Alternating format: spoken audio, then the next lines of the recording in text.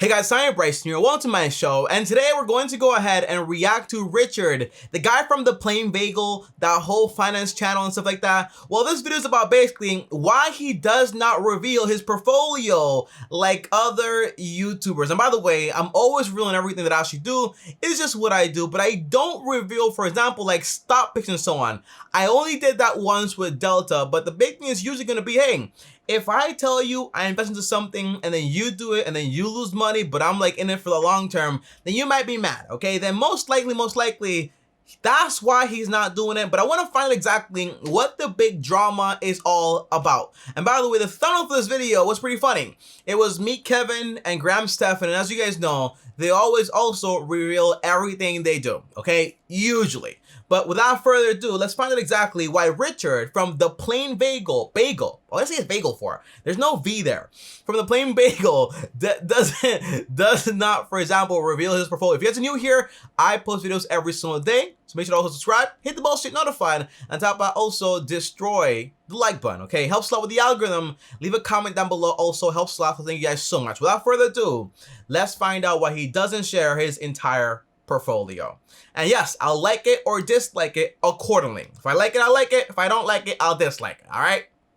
Why I've never revealed my personal investments or my portfolio. And this is obviously something that's pretty popular to do in the investment YouTube space. Yeah, because by the way, it gets you a lot of views, and it's also you just sharing your ideas to other people, like to your audience and so on. But I watched a few of his videos, honestly. I'm not like the biggest fan here. I'm just being honest here. However, I didn't know he's never shared his portfolio. I know he's all about investing and he talks about investments a lot, but not to share your portfolio is actually, I want to find out more. Let's hear it. You know, there are some YouTubers who focus on investment picks and things like that. You know, yeah. Financial education is one. Yeah, financial education is definitely one of them. He's always giving you those picks and stuff like that. And he also has a whole course on the whole thing. So I haven't taken the course, so I can't really vouch for anything. But the guy seems to be solid. One of the bigger ones that comes to mind. And on the personal finance, you know, just finance channels in general, it's something that, you know, Graham Stephan has revealed his. Wow, look at that. Cost basis, Facebook Class A, boom, boom, boom, 20%. By the way, the crazy thing about making investments is that basically, I remember I saw this article. You know, well, not an article. I read it in a book, and it was basically an article from the newspaper from a very long time ago. In the 1960s or 1950s, there was a printout of the top 50 companies, and none of those companies are around anymore. Maybe just one. That's it. So when you post these videos about like, hey, I invested in this company because it's a big company, all this stuff, you don't know how long they're going to be around for. You got to know exactly what you're going to invest into, not because of the name, but because of the financials. If you don't know how to do that, don't do it. And don't give advice on it either, okay? Very dangerous stuff. Trades of certain positions. And Meet Kevin is a big YouTuber who has, you know, revealed his entire investment portfolio. Now, yeah, Meet Kevin just talks about everything. I like Kevin a lot, by the way. Not a bad guy. Unlike Graham, but, you know, investments, though, a little risky. Stephan or Meet Kevin, I myself am not a multi-millionaire. I know. Okay, well, be nice. Come on. And by the way, this guy's funny. I didn't know he was funny. You know, very funny guy though. And yeah, you don't have to be a millionaire. I always love the idea of like sharing your process. You know, if you saw my first videos and I was talking about, you know, maybe like a few $1,000s and so on, I was like, okay. But when you see like that journey of like that growth, right? It's important too. What I don't share is risky information that I wouldn't share to a family member, because people take that advice and take it to heart, and before they know it, they're making big mistakes, okay? I don't want to be responsible for that whatsoever. So I tell you exactly what I'm doing as far as, for example, the safe side, which is basically all I'm doing right now, just like index fund investing and so on. But I do have my chartered financial analyst designation. I do work as an investment analyst for a wealth manager. So, you know, that. I also just became registered as a portfolio manager. Awesome. I thought about doing all those things, you know, like becoming like a financial advisor, not the portfolio manager part though, but I thought about that stuff a lot. I used to love that idea. I don't really love it that much anymore. Like I probably like want to help on a bigger scale. That's my overall goal. Is something I do as a job. I work as someone who researches stocks, makes recommendations, and those recommendations are used by our clients. So I have. That's awesome. That's awesome. This guy has real knowledge, potentially. I've gotten a lot of comments over the years of people saying, hey, Richard, show us the goods. To which I've always responded, no. I really That's awesome. I do try to avoid talking about specific positions. And the few times that I have talked about companies or investments. By the way, I think I'm not sure how it works with the company, but that could also be, for example, like it should be preserved information, right? Because you also have a fiduciary responsibility to your clients and also your companies. If you're sharing that information online, you're not supposed to do that, I think, potentially. I don't know here. But yeah. It's been a focus on kind of the hyped up positions, and it really hasn't been a recommendation one way or the other. I mean that when I say it. It has always just been to highlight the risks that I think. This guy sounds like Warren Buffett a little bit, man. You know, Warren Buffett, the king of investing, basically says, I don't recommend anyone get into stock investing, at all. I never recommend it. Because he understands of the risks in it. If you're a real investor, you'll get into it yourself and you fully understand things, okay? You don't need someone to tell you exactly what to pick and when to buy and when to sell, all those things. You got to fully understand the whole idea. If you don't want to do all that work, index fund investing is great. I think people have kind of overlooked when you have such a hyped position. So I figured you guys were owed an explanation as to why I don't share my personal positions or my recommendations, because I do have that secret sauce. I do make wealth beyond my wildest dreams. I like this guy a lot, man. I'm gonna watch a few more of his videos. And the fact of the matter is the world just can't afford to have that many billionaires. So sorry. But in all honesty, by the way, for anyone taking this seriously, he's obviously joking, okay? There is no scarcity mindset when it comes to information out there. All the information this guy probably knows is on his channel, how to do things and so on, but you got to go out there and do your own research, And I'm pretty sure he doesn't want to be responsible for people losing a ton of money. I'm pretty sure. Honestly, outside of the fact that, it would be kind of a compliance nightmare to try and work my current position. Yeah, that's what I thought too. And, share the holdings of my personal account, even though I could technically do it with the right disclosures and stuff. There are personal opinions I have about doing so. And obviously a lot of YouTubers do this, so. I think the main thing is that this guy has a job. He has a job also. That's a big part of it too, right? When you have that job and you have those responsibilities and fiduciary and so on, it can be a little tricky here. None of this is to criticize individuals. These are just my opinions about the practice. First and foremost is the fact that, quite frankly, a lot of the ideas I hold aren't my own. That's same here, by the way. None of my ideas are my own. I don't think I have a single idea that belongs to me. And it's funny, all of my ideas belong to either like Warren Buffett or Charlie. Am I showing the thing here? Well, right here, Charlie Munger, Warren Buffett, and like countless, well, not countless, maybe like 200 or 300 plus books, okay? It all comes from that. And by the way, true knowledge, true mastery is you learning from somebody else and creating your own like little version of it, but there is nothing original in the world at all. Just a matter of fact. I work in my capacity as an investment analyst in a team of portfolio managers. So now that's a little bit more tricky because it's not just you coming up with this information, but it's a team of you coming up with it. It's kind of like, for example, Peter Lynch investing into companies and then also making videos about the companies he invests into, right? Is that a smart idea? The answer is no. That's why Warren Buffett doesn't tell you what he invests into until like a few months later, until he has to actually disclose it legally, right? But no, you don't want to do that. And there are ideas that I've collaborated with others on that I've taken the ideas of my coworkers, because quite frankly, they have more experience and in some cases more education than myself. So that's awesome. While a lot of people share their own research as stuff they've done themselves, quite frankly, I just, while I do my own recommendations and stuff that's more self-guided, because I do reach out for feedback and things like that, I just don't think it's fair to share it as my own ideas. I agree. And I think that's not a valid reason to why you don't share it, unless you don't want to share selective stock picks, but it doesn't really matter. Whenever I share whatever I share on my channel, I say hey, I got this information from this book and this book and this book. You just give credit. What you don't want to be is someone trying to act like it's yours when it's not yours. If your person, the person you're talking to is okay with you sharing it, then share it. No big deal there. I think sharing the art of investing is a lot more better than sharing the results of investing. You know what I mean?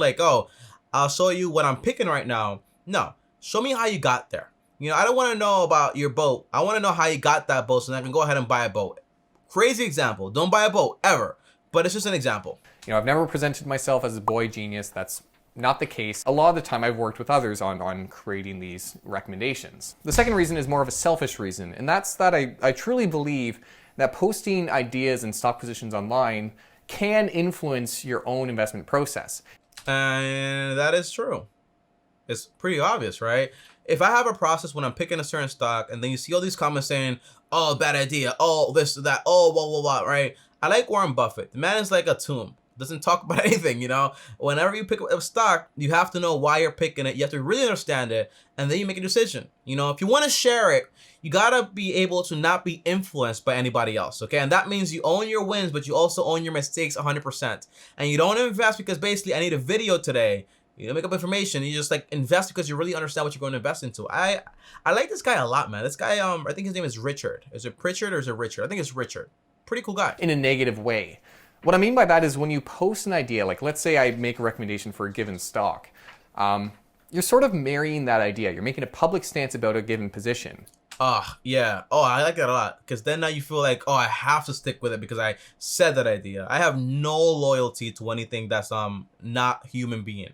That's what I mean there, you know, especially like companies and so on, right? There's no loyalty there. If I buy a company and it turns out I was wrong, I got to switch, you know, I got to pivot. Just make a video about your mistakes also. No big deal. And that makes it very hard to pivot. Which increases your affinity to that investments. I guess, maybe. In the future, if something around your thesis changes. Think of like ARC Research or all these YouTube channels that are focused entirely on Tesla.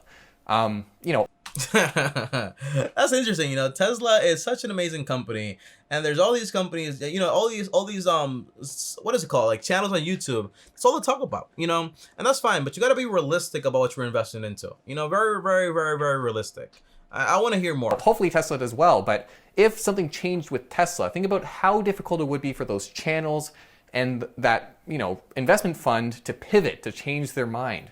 How bad of a reputation hit that would be to those companies, to those YouTubers.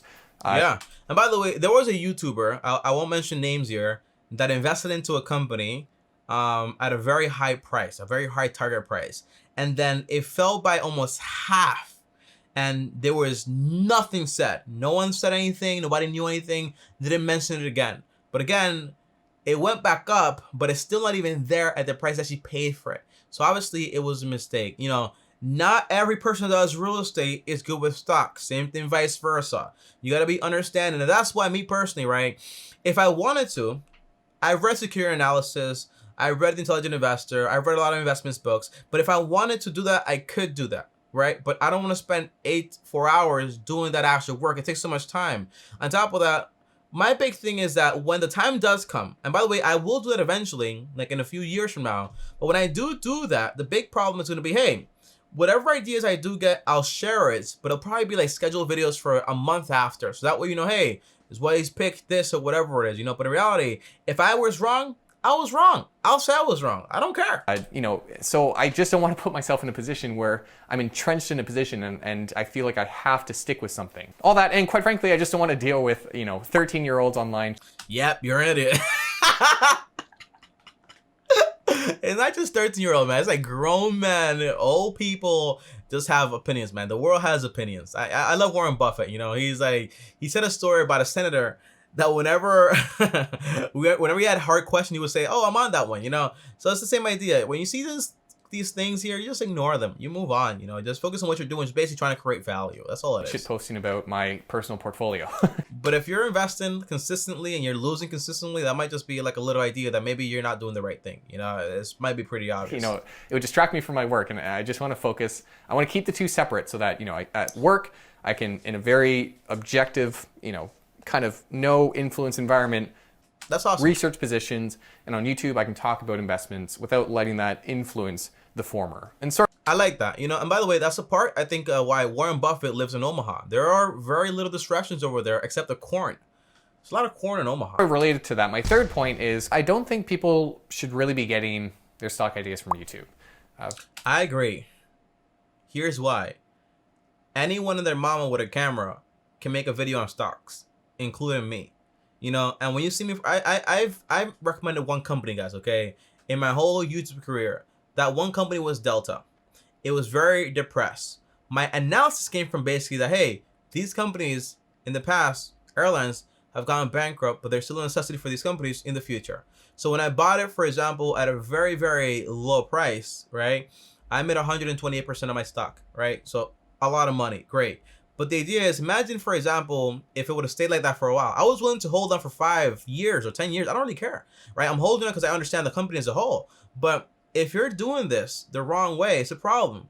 And if you're getting advice from Todd or Bob or Jeff or Mike, right, just because they have a big audience does not mean their information is valid.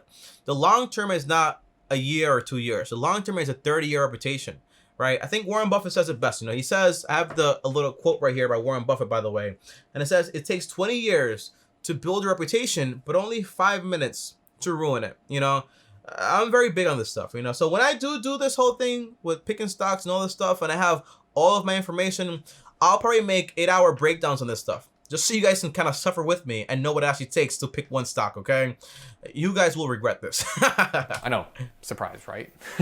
Don't get me wrong, I love the YouTube platform, and it's not to say people can't talk about stocks on YouTube. But the fact of the matter is that YouTube is first and foremost an entertainment platform. It is. And, and if I say just for entertainment and you do that, you can't sue me, right? It's just for entertainment content, right? So keep that in mind. And the videos that do well on YouTube are not the ones that are, in-depth research, that boring fine print that needs to be discussed when it comes to stock investment. Yeah. Stock investment is very boring, to the point where I when I was doing it at age 19 and I made some good stock picks, by the way, I was very bored. It takes hours and it's very boring. If I train myself hard enough, I can probably do a very good job at it. But for right now, if what my goal is to teach like financial freedom and all that stuff, I don't need it just yet. I can teach you, for example, like just like index fund investing and everything else. And that way I'm enjoying myself my whole process. But when it comes to like the pivot, because eventually in my career, I will pivot. Once I have financial freedom, I will pivot all the extra money, because now I am the manager of other people's money. Because beyond that, none of that money is mine anymore. It's for my charity, it's for my future investments to give to other people. So now I have to pivot from a full-blown analyst. And when that comes into play, I have very high expectations for that. So it's interesting stuff. Wait for that. In many cases, a given stock might not be appropriate for all types of investments. That is true. People like to view stocks as being binary. They're either a good idea, in which case everyone should own it, or they're a bad idea, in which case, people should avoid it like the plague. But no. I think it's a type of person that can own certain stocks, and it's also based on your understanding. And it's so interesting, man, because even like as a stock picker, you basically are able to, well, let's say, for example, if you don't know anything about stock, you can hire someone like him or anybody else out there to make your stock picks, right? But do you actually need that and pay them 1%, 2% portfolio? The answer is no. Just invest into index fund investing. That's what you should do. That's really not the case. It's more complicated than that, because we don't know what a stock will do in the future. Sure, you can assess historically what a stock has done, but the past does not foresee the future at all. It's not good. Because my ex used to love me doesn't mean she's gonna love me now. Bad example here, but that's the point. No way determines whether in the future it's a good or a bad idea. A much more appropriate way to look at it is through probabilities, right? The probability of something. And you will never be 100% correct on that, by the way. Warren Buffett says all the time, you don't have to be certainly right, but you have to have a safety margin in case you're not right. So if anything does go wrong, you have safety margin to say, hey, I'm okay no matter what. You want to buy a company too with the outlook of basically holding on for a very long time. I think that's why Warren Buffett, to a certain point, has gotten so frustrated to the point where he says, I'm not telling you to do this, and not everyone needs to buy stock, so understand that. Well versus doing poorly. And it does kind of, explain why some investments are appropriate for some people and some are not. To sort of illustrate this, imagine you had a stock that had a 50% chance of doubling in value, or just over doubling in value, we'll say, and a 50% chance of losing everything. Oh, one bird in the hand is worth more than two birds in the bush. Obviously, there's a positive expected return here. So, the rational investor should take this investment, this bet. But quite frankly, a lot of people can't afford to lose 100% on the money they put into an investment. That is true. So when someone like Meet Kevin, someone who's a millionaire from a real estate portfolio, shares their investment portfolio, that in no way means it's appropriate for everyone. And by the way, that especially when it comes to call options. Yeah, that is true. The thing is, I think a lot of people on YouTube lost perspective on that. They're in a different position now than everyone else, and they kind of lost perspective. But like, hey, who's watching my videos? It's not all millionaires. So the point is, when I make my content, I try to picture myself at age 19, not me right now at 24 making all this money, because I understand that, hey, My ideas are very basic, and I think basic always wins. But you want to be very careful taking advice from someone that can afford to lose money. I can put in 100K into Bitcoin and be fine if I lost it, right? So can any of these guys. But does that mean you should do the same thing? The answer is no. And by the way, I don't invest into Bitcoin, so don't get that idea out of your head. And I'm not saying that, Meet Kevin is saying that it's appropriate for everyone, that these are all bets. I'm not sure what his disclosures are, but I'm sure he would agree that, this is not something... I agree that he might agree. ...that's appropriate for everyone. This isn't a hit piece on Meet Kevin or me going after these big YouTubers. I like this guy, man. This guy, I've never done this in my whole life, but I'm gonna go ahead and give this video a like before I even end the video, okay? The video is very entertaining. I might be wrong, but I might not be wrong. I'm pretty not wrong. Yeah, I'm not wrong. This guy's hilarious. It's just to say that obviously their personal situation affords them to take on these riskier bets that other people can't afford. Even my own situation, I have a job where I make most of my money from my position as an investment analyst. I make a decent amount from YouTube. And that's something that inherently makes my situation very different from most people. Meaning, if I wanted to, I could just put a lot of money into risk. And by the way, not everything is an investment. I think it was in Security Analysis that Benjamin Graham said, when you shouldn't be invested into everything on an investment basis. Some things just be invested into on a speculation basis. There's a difference. It's not telling you not to invest into it, but it is saying investment basis means, hey, you understand the company fully, safety margin there, and you fully grasp everything. If you don't do that, you can still put money into it, but just not on an investment basis. It's a difference. This is why there are know your clients rules in the industry. Interesting. So, even if I were to share my own personal investments, it might be closer to what the average person...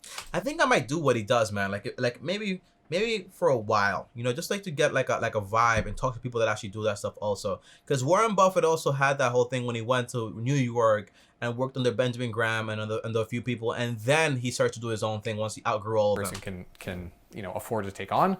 But or once the business closed down. In no way is appropriate for everyone. Again, I always like to bring up the medical example, but I think it's a good, parallel where, it's the same reason you don't see doctors online giving diagnoses. Diagnosis. Stop, man. You're messing me up. Sounds right. It's why you don't see doctors giving a diagnosis online to a vast audience. It's because they don't know your situation. Mm-hmm. And I know some people... And that's why, by the way, personal finance is personal. Personal finance is personal. Don't think that's how finance works, but it really is. It's such a big deal when it comes to how well you're going to do regarding investments. And I know that there are people out there who think, Richard, we're grown-ups. We can decide for ourselves whether something's a good idea or not. It depends, You can say that about, for example, life decision, but when it comes to investments, if you haven't... It's like, the example I use is basically... If I put you in a car, you've never driven it before, you don't have a license, okay, in your whole life. I tell you, hey, your whole family is here. Would you get on a highway? You're a grown adult, right? Make your own decisions here. Would you do it? The answer is probably gonna be no. I don't want to basically have my own family get hurt or whatever. Same thing with investing. If you don't know anything about it, why would you put your money at risk? It's a problem. Sure, there are many people like that. Some people aren't. And I'm well aware that with over 300,000 subscribers, I have a lot of influence. Ooh, very nice, very nice. Over people. And really, I would believe that most people aren't in a position where they should even be focusing on stock picks. Again, I agree. I agree so much on that. I know a lot of people, when they get into investing, they start off by watching YouTube videos about top picks and things like that. But in many ways, that's putting the cart before the horse. Before you start picking your own stocks, you should know exactly how to pick a stock. And then whenever you get a stock pick from somebody else, you should be able to work backwards and analyze that whole stock to make sure it's actually representing what it actually says it represents. As an investment plan, sure, people have their fun money accounts that they play with, but if you're dealing with stuff in terms of an investment for the long term, for your retirement or whatever, before you get into stock... Yeah, don't play with your retirement fund, man. You don't want to go broke with that stuff, man. You want to do boring stuff with that. You know what I mean? Your retirement is for, again, 20, 30, 50 years. A lot can happen to a stock in that time. Remember that. Remember that. When it comes to retirement, don't play with that. Use the 90-10 rule. 90% retirement, boring stuff. 10% into you speculating and doing whatever else you want to do with that money. Have fun, okay? But don't play with the retirement money. It's so much more important to be educated, to focus on your budgeting, your financial situation, to, learn the psychological impacts and be I agree. Psychologically prepared for the ups and downs of the market. So really, I agree. Really, as a channel that I want to be kind of beginner accessible, I don't want and applicable to different investment styles. I agree also. I want to promote the idea that beginners should be focusing on stock picks because I don't believe that. That is true also. I also don't believe that's the case. So those are my thoughts on the space. Just give me a moment. I'll hop off my high horse for a second. It might all sound like an excuse, and that's a fair assessment. You know, like I get it's not really an excuse, but it is an excuse. You know what I mean? It's a very valid reason. I don't want to be responsible for that stuff. I don't want to give people that type of advice, but why not show them like your process of just like picking a stock, you know, not picking like an actual stock pick, but the whole process. Why? Because most likely your video is gonna get no views because making an 8-hour video every single day on that stuff is probably not gonna get a lot of views, you know, and it's probably very boring too, you know, and he already has a full-time job doing this because this right here is probably like, I want to help people all that stuff, you know. I'm interested when I start making that content. I want to see how many people are interested in actually seeing like the whole full detailed blown thing, whole college style course nonsense on how to actually pick a stock. The truth is that myself included and, you know, finance YouTubers, we have a lot of influence and a lot of responsibility too, man. When you make a video and you get even 50K views, that's 50,000 people that watch your video and are taking your advice very likely. I get calls. I remember when I was doing the whole credit card thing, and I was leveraging the heck out of credit cards. And I got a call with somebody once, you know, from Instagram. He was like, yeah, Tommy, I got my first credit card because of you. And he used it the wrong way, right? And got into a bunch of debt. I felt so bad, you know? And that's why today I do a lot more preaching when it comes to, hey, when you get a credit card, and I used to say back then too, like, don't do this stuff. It's very risky, but people think they can do it too, you know? But the whole goal is when you get a credit card, you put one bill on it, you forget about it. That way you build your credit without any debt. And, you know, with great power comes great responsibility. Hey, Spider-Man. I like Spider-Man a lot. I like the old Spider-Man more than I like the new Spider-Man. No, I like the Tom Holland Spider-Man too.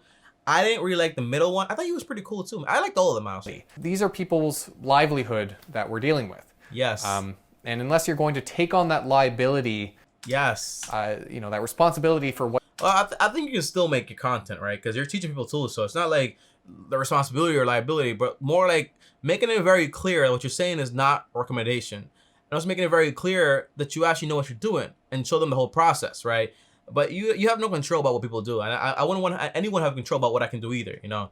Free content. What you share online, if you're not going to, you know, disclose, give all the caveats of information, I think it's best served to just avoid. I can't stand when people only share their wins whenever there are losses. You know, be transparent. I've seen some people lose money quietly, won't mention it, but they don't talk about it. It's not to gatekeep. It's not to say people can't invest themselves in stock pick and research themselves, but just qualify. You know, we don't want people out there, you know, selling things as sure bets, especially when you have conflicts of interest and things like that. Yeah, the conflict of interest is basically, I saw one creator recommending certain cryptocurrency. I won't say the name again. And the whole point was, whenever he would tell you that, you would go over there, pump it like crazy. He would get out, make his money. Be careful with this stuff. Just, you know, disclose, qualify, all that good stuff. So thank you for joining me today. I look forward to hearing your thoughts in the comments down below. And if you're one of these YouTubers who shares their investment picks online, just know, I'm coming for you. The Bagel Boy's out there. He's gonna take you down. This guy's hilarious, man. I had no idea he was so funny. I would have watched his content a lot sooner and a lot more of it, honestly. Well, guys, that is the end of the video. And again, I don't regret liking this video at all. I don't regret watching it all the way through either. But overall, I do agree, you know, the ability to share what you share, you gotta be able to understand, hey, it's not just I share this content, people like it, I make money, AdSense, AdSense, AdSense, but it's more like I make this content, it gives value, I'm somehow somewhat responsible for it, and I gotta make sure whatever I share actually makes sense, okay? I like this video a lot, okay? I liked it a lot. So again, the core idea is just be responsible. And that's why whenever I share my portfolio, I go full-blown detail and everything I absolutely do. As far as picking stocks, I always say if you want to do that, read these 2 books, get the knowledge first, and then you do that, okay? That's always my advice, and it's gonna be my advice for a while until I make a course on it, and then I'll go ahead and recommend that course to you, okay? Comment down below, guys, okay? Let me know what you thought about this video. Long video, I know, but I had a lot of fun here. I'll see you tomorrow. Thanks for watching. As always, like, subscribe, hit the bell so you're notified, and on top, I also destroy the like button. And also, if you want to join me on Instagram, well, here's my Instagram right here. And if you want to call me, I have a third channel, link down below. You can call me for free from Monday to Friday, link down below. Or my main channel also, links down below for everything. And also, I'll see you tomorrow. Thanks for watching, and as always, peace.